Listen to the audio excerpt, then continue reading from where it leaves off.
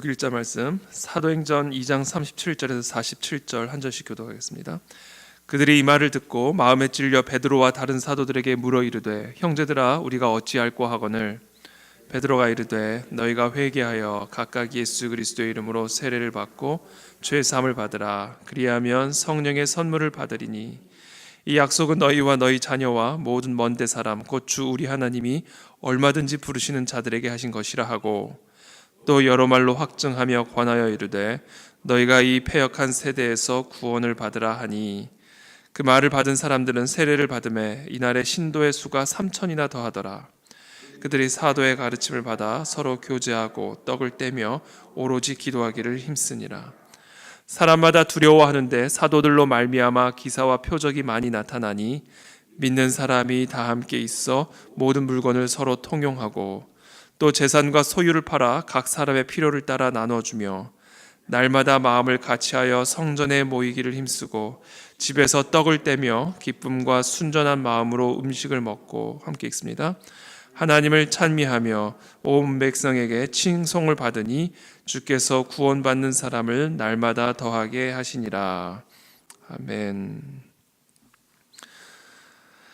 네, 그들이 이 말을 듣고 그러니까 어저께 이들을 향한 설교죠. 이 다윗의 예언을 통해 이 예수 그리스도의 죽음과 부활이 이미 다윗을 통해 예언되었고 그 예수 그리스도의 죽음은 바로 우리들이 당시 그 유대인들이 바로 예수를 십자가에 죽였으나 하나님이 다시 그 예수를 주와 그리스도가 되게 하셨다라는 이 설교의 말씀을 듣고 마음에 찔렸다 이렇게 기록이 되어 있습니다. 이 말을 좀 더 구체적으로 요약해 놓은 말씀이 어저께 본문의 맨 마지막 말씀이죠. 36절 말씀. 그런즉 이날 설교의 그러니까 어저께 본문의 어떻게 보면 결론처럼 사도 베드로가 이야기합니다. 그런즉 이스라엘 온 집은 확실히 알지니 너희가 십자가에 못 박은 이 예수를 하나님이 주와 그리스도가 되게 하셨느니라 하니라. 너희들이 십자가에 못 박은 이 예수, 법 없는 자들의 손을 빌려서 너희들이 십자가에 못 박은 이 예수를 하나님이 주와 그리스도가 되게 하셨다라는 말을 듣고 마음에 찔렸다 이렇게 기록이 되어 있습니다. 제가 요새 계속 주일마다 말씀 나누는 핵심적인 주제 중에 하나가 이렇게 뒤집히는 거, 업사이드 다운이라고 그랬죠. 그리스도인이란 세상에 나가 세상을 뒤집어 엎는 업사이드 다운하는 그것을 이제 사도행전 우리말 성경에 보면 어지럽힌다라고 기록이 되어 있는데 이게 다 똑같은 얘기입니다. 마음의 찔림, 어지럽힘, 뒤집힘, 업사이드 다운 이게 다 똑같은 말입니다. 이 복음이 우리 안에 들어올 때 일어나는 현상이죠. 이 업사이드 다운 뒤집힐 때 우리의 심령이 뒤집힐 때 우리의 가치관과 세계관이 뒤집힐 때 나타나는 어떤 현상이 바로 이 마음의 찔림입니다. 마치 우리가 어떤 이게 뒤집힐 때 나타나는 어떤 뭐랄까요 증상, 이제 마음에 찔림이다라는 거죠. 십자가에 못을 박았는데 그분이 하나님이었던 거예요. 다 뒤집히는 거죠. 우리가 죽이려고 십자가에 못 박았는데 그분이 우리의 주인이 되어버린 겁니다. 그리고 그분이 하나님이었던 거예요. 죄인이라고 생각하고 그분을 십자가에 죽였는데 그 죄인이 알고 봤더니 하나님의 아들인 거죠. 그 사실을 듣고는 이게 모든 게 뒤집혀 버리는 겁니다. 자기가 의의라고 생각하고 했던 일이 죄였고, 이게 모든 게 뒤집히는 이 말을 들은 겁니다. 이 말을 듣고 마음에 찔리는 현상이 일어난 거죠. 이 마음에 찔림이 일어났을 때 이 베드로와 다른 사도들에게 물어 이르되 형제들아 우리가 어찌할꼬 하거늘. 어찌할꼬, 이게 마음의 찔림이 있자 이들에게서 나타난 첫 번째 반응이 이제 어찌할꼬, what shall we do? 이제 우리가 무슨 일을 어떻게 해야 할꼬? 저는 오늘 참 이 본문이 참 유명한 본문이죠. 이 하나님의 복음, 그리스도의 복음이 우리의 심령 안에 들어왔을 때 일어나는 영적인 현상들, 증상들을 마치 의학책처럼 아주 상세하게 증상들을 잘 설명을 해주고 있습니다. 이 영적인 의학책처럼 그리스도의 복음이라는 약이 내 심령 안에 뿌려졌을 때 그 약이 어떻게 내 안에서 어떤 증상들을 일으키며 어떠한 변화들을 일으키는지를 아주 영적으로 잘 설명을 해주고 있죠. 이 말을 듣고 그리스도의 복음이 들어왔을 때 마음에 찔려 우리의 죄가 드러나고 모든 게 뒤집히는 그런 역사들이 일어났을 때 우리에게서 나타나는 반응, 그것은 어찌할꼬다라는 거죠. 어찌할꼬. 저는 오늘 우리 이 그리스도의 복음이 우리 안에 들어올 때마다, 그것이 새벽이든 수요 예배든 주일 말씀이든 또는 여러분들이 매일 아침 하나님의 말씀을 묵상할 때든, 이 복음의 말씀, 이 하나님의 말씀이 우리 안에 들어올 때마다 이 마음에 찔리는 역사들이 일어나게 되기를 축복합니다. 그리고 이 마음의 찔림이 이제 우리로 하여금 어찌할꼬로 나가는 거죠. 이게 사실은 큐티예요. 큐티. 분당에 그 우리들 교회라고 있죠. 우리들 교회는 이 큐티 사역을 아주 유명한 교회입니다.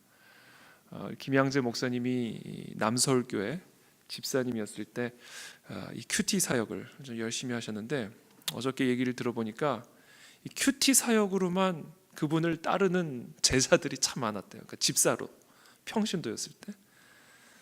근데 그분이 개척할 때쯤에는 그분의 어떤 그 큐티 사역의 제자들이 하나, 그분이 한 2,000명 정도나 됐었다고 그러더라고요. 어제 저도 처음 들었는데, 그러니까 그분이 개척할 때는 어떻게 보면 2,000명이 함께 개척을 한 거나 마찬가지였다라는 얘기를.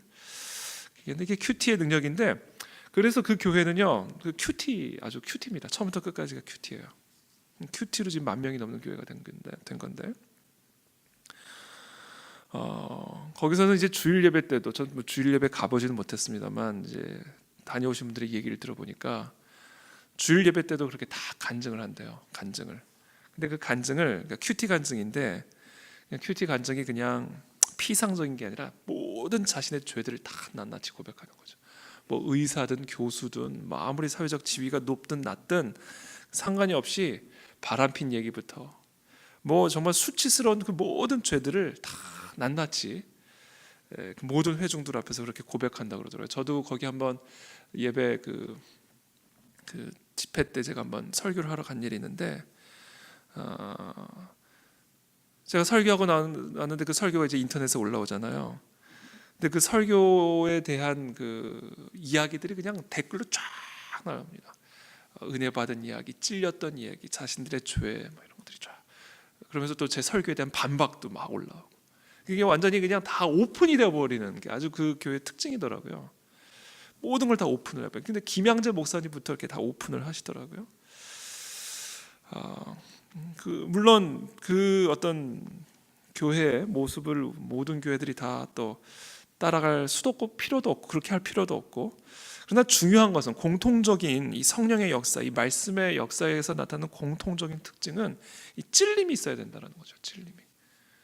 근데 우리가 10년 큐티를 하고 20년 큐티를 하고 30년 설교를 들어도 이 마음의 찔림이 일어나지 않는다. 그렇다면 그것은 정말 문제죠. 사실은 심각한 문제인 거죠. 그래서 저는 우리 모든 그 안에 진리교회 성도분들이 큐티를 할 때마다 이 말씀이 나의 어떤 부분을 찌르시는지를 집중적으로 큐티를 하다 보면 그것을 통해서 어찌할꼬, 어떻게 우리가 행할꼬, 어떻게 우리의 삶을 변화시킬꼬로 나오고, 그 어찌할꼬를 통해서 사실은 성령의 세례로 나가거든요. 그래서 이 성령의 세례로 나가는 관문에는 반드시 찔림과 어찌할꼬가 있어야 됩니다. 이게 이제 회개라고 부르는 거죠. 회개.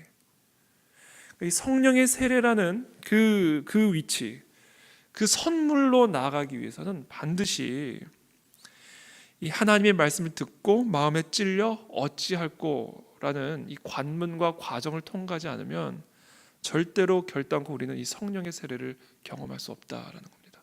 이 성령을 선물로 받을 수가 없다라는 거죠. 그래서 제가 이번 하반기부터는 이 큐티 사역과 이 말씀 훈련을 특별히 우리 순장 리더십을 중심으로 해서 전 성도들에게 좀 더 강하게 또 집중적으로 좀 시작을 하려고 합니다. 물론 우리 교회에서 뭐 큐티 훈련 한번 안 받아본 분들은 아마 없을 거예요. 그러나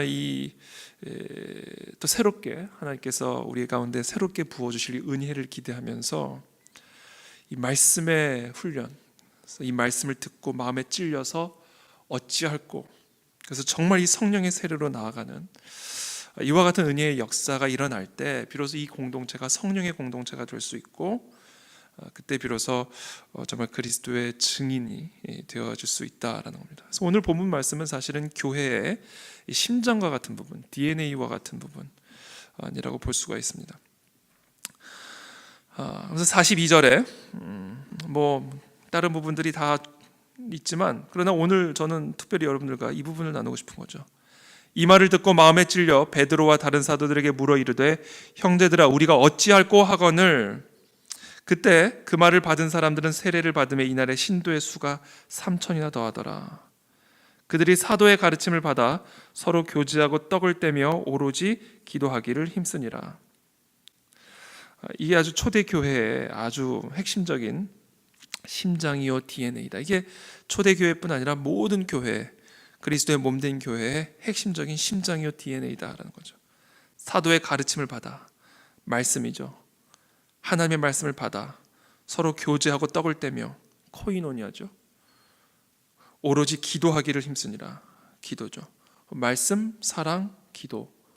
말씀과 공동체와 기도. 말씀을 받으며 말씀을 배우며 떡을 떼고 기도하며 교제하는 이 공동체가 바로 천국 공동체, 교회의 모습입니다. 이 그림을 가지고 계속해서 우리 그 안에 진리교회를 만들어 가야 되는 거죠. 우리 모든 성도들이 이 그림을 가져야 됩니다. 사도의 가르침을 받아 하나님의 말씀을 받으며 교제하고 기도하는 가운데 떡을 떼는, 이것이 사실은 교회의 모습이죠. 그런데 이와 같은 교회의 모습을 만들어가는 핵심적인 DNA, 핵심적인 능력, 심장은 뭐냐? 큐티다라는 거예요. 큐티. 이 말을 듣고 마음에 찔려 어찌할꼬. 이것을 우리가 이제 큐티라고 부르는 거죠. 이와 같은 역사가 날마다 우리의 삶 속에, 또 우리의 예배 가운데 일어날 때 이와 같은 진정한 초대 교회와 같은 성령의 공동체로 세워질 수가 있고, 그와 같은 교회로 세워질 때 우리는 비로소 그리스도의 증인으로 이 세상을 이곳저곳 누비며 찌르며 깨우는 그런 증인으로서의 사명을 감당할 수가 있다라는 겁니다. 그래서 이와 같은 교회의 모습들을 우리 모두가 함께 그려가며 함께 주님의 하시는 일들을 저희들이 또 바라보며 나아가는 우리 모든 간의 진리교회 성도들이 되기를 예수님의 이름으로 축복합니다. 자, 기도하겠습니다. 살아계신 주님 감사합니다. 오늘 주신 이 말씀을 저희들이 다시 한번 기억합니다. 모든 교회의 DNA, 심장과 같은 이 말씀을 저희들이 다시 한번 기억합니다. 우리가 말씀을 날마다 묵상하고 또 말씀을 날마다 듣고 또 날마다 말씀을 전하지만, 그러나 과연 우리 이 말씀이 얼마나 우리를 찔렀는지를 다시 한번 기억합니다. 하나님, 항상 이 하나님의 말씀이 우리의 마음을 찔러 주셔서 날마다 어찌할꼬 우리의 모습들과 우리의 생각과 우리의 행함들을 뒤집는, 고치는, 회개하는 그런 역사들이 일어나게 도와주셔서 성령을 선물로 받는 우리 모든 성도들이 될 수 있게 되기를 원합니다. 주님, 역사하여 주시옵소서. 그 안에 진리교회를 주님께서 축복하여 주셔서 정말 이 말씀의 공동체, 기도의 공동체, 사랑과 교제의 공동체가 될 수 있도록 이와 같은 성령의 역사를 허락하여 주시기를 간절히 기도하며 예수님의 이름으로 기도하옵나이다. 아멘.